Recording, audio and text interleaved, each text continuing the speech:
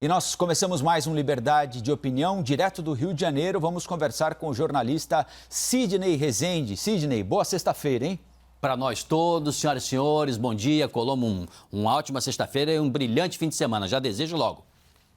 A aprovação ao presidente Jair Bolsonaro subiu 11 pontos e atingiu o maior nível segundo a última pesquisa CNI-Ibope, que foi divulgada ontem. Nós estamos mostrando aí alguns números para efeito de comparação. Em setembro de 2019, 31% dos entrevistados consideravam o governo de Bolsonaro ótimo ou bom. Em dezembro do mesmo ano, a avaliação positiva caiu para 29%. E agora subiu para 40%. Como ruim ou péssimo, eram 34% no ano passado, depois o número subiu para 38% e agora caiu para 29%. E 2% não souberam responder à pergunta. Sidney, como é que você avalia essa pesquisa feita pelo Ibope?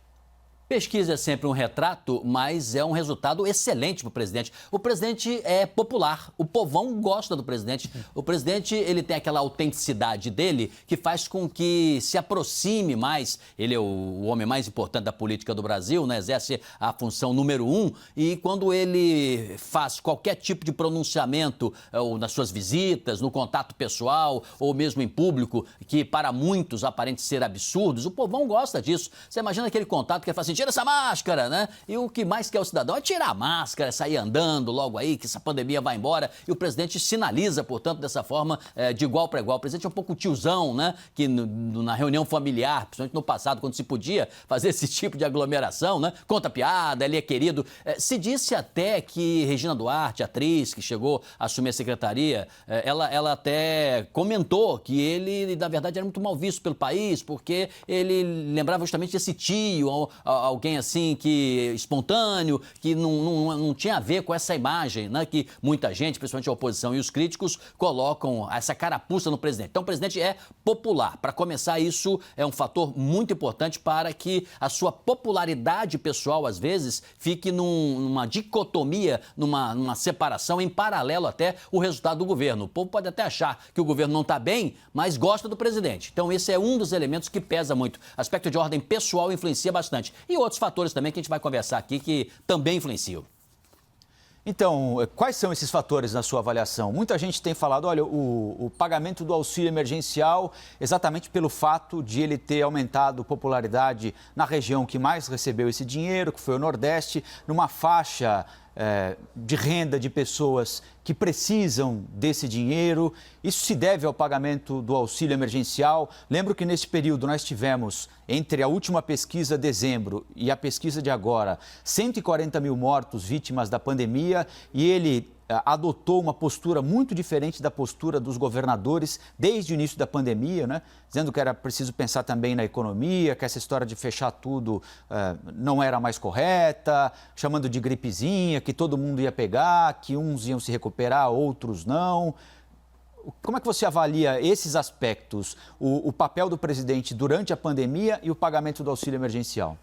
Colombo, como sempre, com a sua competência na mosca. Concordo aí com você e vou acrescentar alguns outros pontos. Então, vamos lá, recapitulando. Primeiro, auxílio emergencial. Pense bem, alguém recebe o Bolsa Família, não chega nem a R$200 e de repente recebe R$600. Ainda que tenha que enfrentar fila, chuva, sol, mas caiu na conta R$600. Mais de 60 milhões de brasileiros estão nessa condição. É um dinheiro a mais que faz uma diferença e tanto triplica a vida do cidadão, o poder de compra do cidadão, principalmente o mais modesto. Não tem como ele achar que isso não é bom.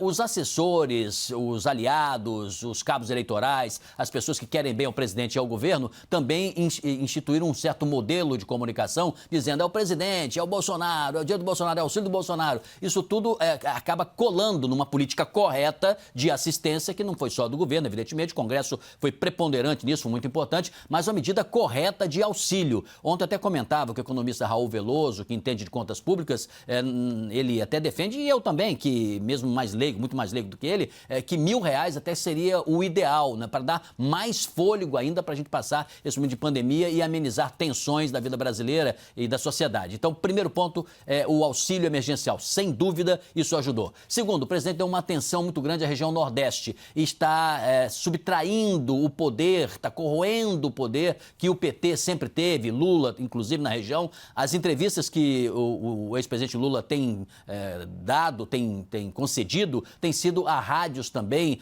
nordestinas para manter essa proximidade com o povo de lá. Mas o presidente Bolsonaro cresceu também nesta área. Esse é um segundo elemento, dar uma atenção ao Nordeste. Terceiro ponto é ficar mais atento a políticas sociais, que muitos chamam de populistas, outras pessoas chamam de políticas necessárias, de auxílio imediato, mas concretamente alivia a vida de quem mais precisa. O quarto elemento é uma desinformação muito grande. As pessoas não, por mais que nós aqui na CNN, todos os outros colegas em outros meios de comunicação que se dedicam à informação, trabalhem tão intensamente, tão incansavelmente, apesar da multiplicidade de meios de comunicação, concretamente ainda há uma desinformação que as pessoas não sabem correlacionar a responsabilidade do presidente com o que não dá certo. Então, tudo que dá certo é para contra o Bolsonaro. Tudo que dá errado é do Guedes, é do resto da equipe, do governador, né? É do prefeito, não é com ele. Esse é um outro elemento também que acaba por influenciar. E, por fim, um outro elemento que eu queria destacar, há um trabalho político eficiente e pragmático do presidente que faz com que ele seja o único líder do centro até a extrema-direita. Ele foi tirando esses obstáculos, inclusive o último, o ex-ministro Sérgio Moro. Hoje ele está sozinho nessa matéria. E não tem na oposição nenhum outro líder que consiga ocupar esse espaço. Tem Lula. Lula é o mais popular do espectro da esquerda, mas Lula tem todas as suas dificuldades na justiça que o inviabilizam momentaneamente de ser um candidato frontal numa eleição presidencial em 2022. Nesse momento, Bolsonaro está nadando de braçadas. Ainda segundo a pesquisa, Sidney, a área econômica, comandada pelo ministro Paulo Guedes, foi mal avaliada. A política tributária, por exemplo, rejeitada por 67% dos entrevistados. Combate a desemprego, reprovado por 60%. A economia, né, a gente sabe na maioria das vezes, não é, Sidney, dita a popularidade de um governo. Nesse caso aqui, o presidente está em alta, mas a política econômica não. A política de combate ao desemprego não. Como é que a gente avalia esse suposto conflito? Peraí, os indicadores realmente não estão bons, há uma confusão grande na economia, um descompasso, muito por conta da pandemia também, por equívocos de se acreditar que os problemas seriam solucionados mais rapidamente, os problemas estruturais, por dificuldade de negociação também com o Congresso. Estas inabilidades somadas dão mesmo essa impressão. Mas não vamos esquecer, ajudas mais imediatas, mais pragmáticas, elas acabam sendo bem recebidas e ofuscam estes outros problemas que a economia enfrenta e vai enfrentar.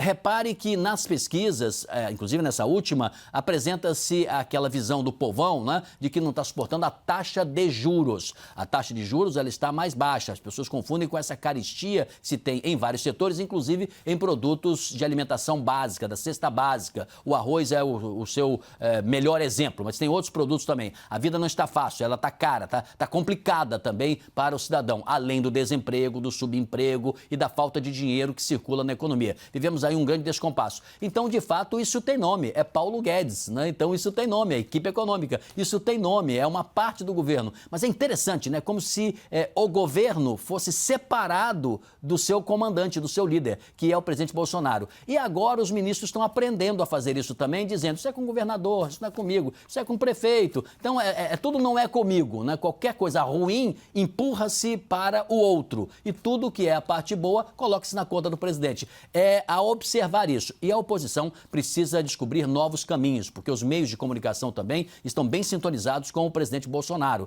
E isso faz com que o governo tenha facilidades também de comunicação. A oposição precisa criar outros caminhos, né? Porque senão vai dar Bolsonaro em 2022 com uma certa facilidade se não houver essa comunicação atualizada e diferente para a esquerda e para a oposição daqui para frente. Agora, sobre essa insatisfação dos entrevistados com a política tributária, é normal, né? Geralmente, quando as pessoas perguntadas sobre impostos, imagino que a tendência delas é dizer que não estão gostando, né?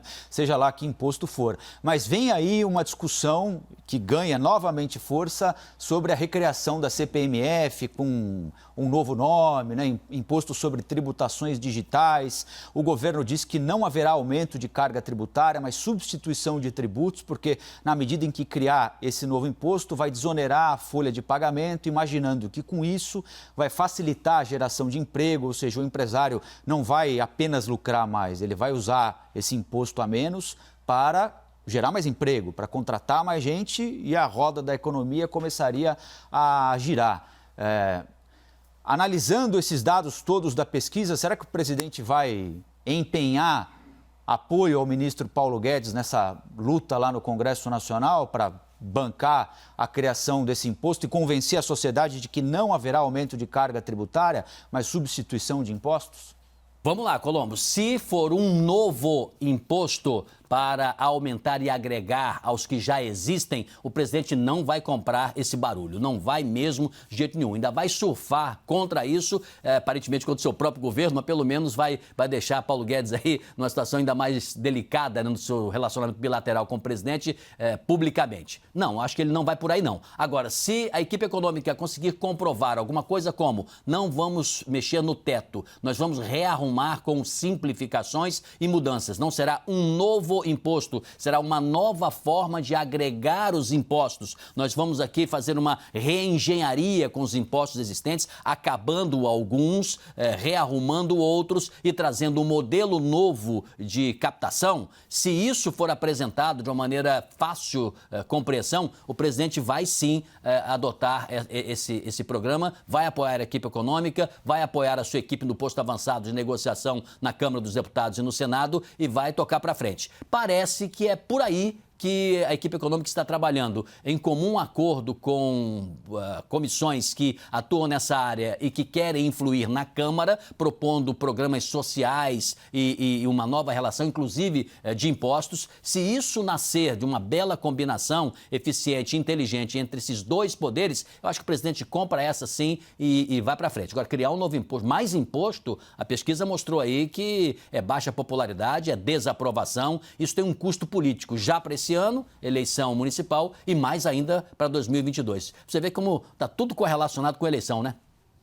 Bom, e a gente vai falar de eleição agora então, mas de uma que está bem pertinho da gente agora, no dia 15 de novembro, tem eleições municipais e o Tribunal Regional Eleitoral do Rio de Janeiro tornou o prefeito Marcelo Crivella inelegível por 8 anos, 7 votos a 0, medida que já está em vigor e vale até 2026.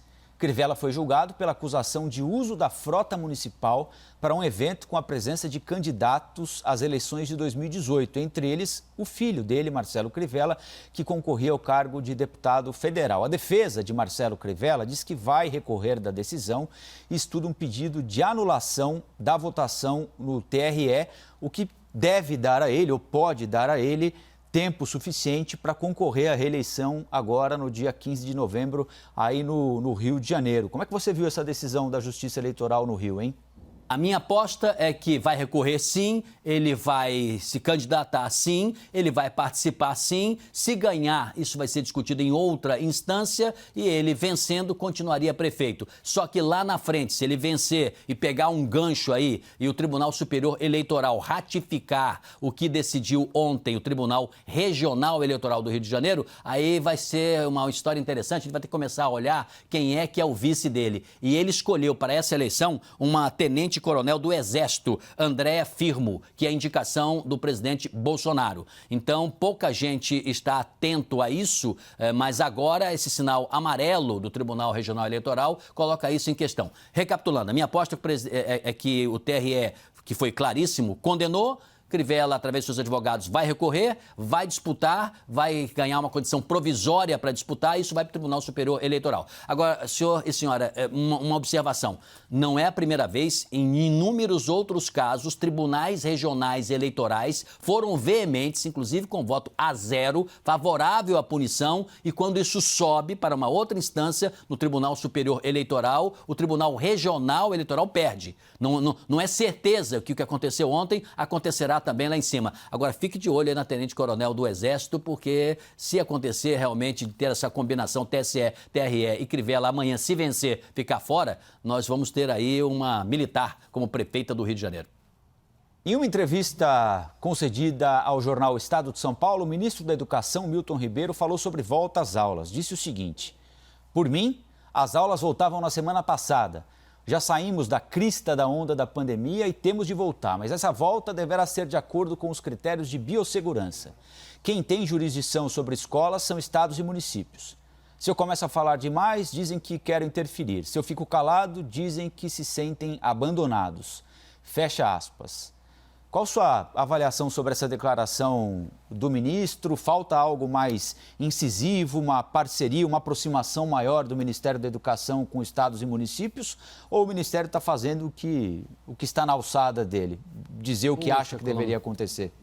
Colombo, fica o coração cortando aqui ter que fazer uma crítica para o ministro que está chegando, né? Não é exatamente ideal isso, né? Tem que esperar um pouco para saber quais são os parâmetros, a forma de gestão, as prioridades de um novo ministro. Ele não está há muito tempo no cargo, então é preciso esperar. Mas não me agrada muito esse estilo do ministro que fica opinando sobre opções de sexualidade das pessoas, que fica falando sobre questões de ordem religiosa, né? Fugindo um pouco do foco da sua pasta, ou que opina sobre coisas que não me parecem muito adequadas para um ministro de primeiríssimo escalão. Vou dar um exemplo e já voltamos aí no foco da sua pergunta. Ontem o ministro fez referência a essa dificuldade que as pessoas estão tendo, os estudantes, né, com a internet, principalmente os mais pobres, né, que não têm condições de ter uma internet de qualidade. Onde eles moram, às vezes, você não tem cabeamento, você não tem uma boa captação, a internet não chega lá como chega na casa de alguém que mora num bairro mais bem aquinhoado, mais bem servido, né? Então, por isso que alguns estudantes estão indo muito bem até estudando em casa, através da internet, e outros reclamam que simplesmente não tem. Muitas vezes uma empregada doméstica adquire um celular, um aparelho, mas com baixa condição, né, de acesso para o seu filho, com muito esforço, e ele não consegue acompanhar. Aí disse o ministro ontem que isso é uma questão dos estados, não tem a ver com o governo federal. Ora, todo investimento em infraestrutura, em telecomunicações, políticas claras em vários setores, inclusive do ponto de vista educacional mais amplo, é sim responsabilidade do governo federal, do Ministério da Educação, muitas delas, outras do Ministério das Comunicações, outras do Ministério do Desenvolvimento, outras em outra área. Então, o ministro está empurrando, é mais um que está empurrando para os governadores a responsabilidade. Não me agrada isso. Com relação a dar responsabilidade para estados e municípios, eu estou de acordo, sim, porque o Brasil é muito grande e acho que essas autoridades, essas instâncias têm mais condições, sim, de definir um parâmetro de como vai ser esse retorno. Agora, me parece que o ministro atual está empurrando para os outros as coisas. Parece um pouquinho, sabe, Colombo, aquele chefe de família da família tradicional brasileira, né, que ele deixa lá sobre a mesa um determinado valor para a esposa dele, para alguém da família comprar as coisas, e ele chega de noite e reclama do tempero, reclama que a casa não está limpa, reclama que a despensa podia estar mais cheia, e ele diz, não, eu dei o dinheiro. Sim, mas ele não fez nada, ele não fez a comida, ele não limpou a casa, ele simplesmente gosta de reclamar com o pé em cima do puff. Assim é fácil, né? Sidney, bom final de semana, descanse com os pés em cima do puff aí que você merece, pelo menos depois de fazer o supermercado, a feira do final de semana, e a gente volta a conversar, combinado? Colombo, eu estou um pouco enciumado. Acho que você trata o Alexandre Garcia com mais tranquilidade, com mais calma, dá pautas mais leves para ele do que para mim. Então, segunda-feira, eu vou aí pessoalmente estar ao seu lado e da Elisa. Sério? Quero que você arrume um lugar aí, ou nessa bancada, ou em pé. Não importa onde você vai colocar. Eu vou olhar de perto para saber o que você tem contra mim. Segunda-feira, estarei aí em São Paulo. É a pauta aqui, você tem que conversar com o pessoal que faz a pauta lá. Já estou terceirizando a culpa aqui. Então, você concordou. Um abraço, bom fim de semana. Tchau, Sidney.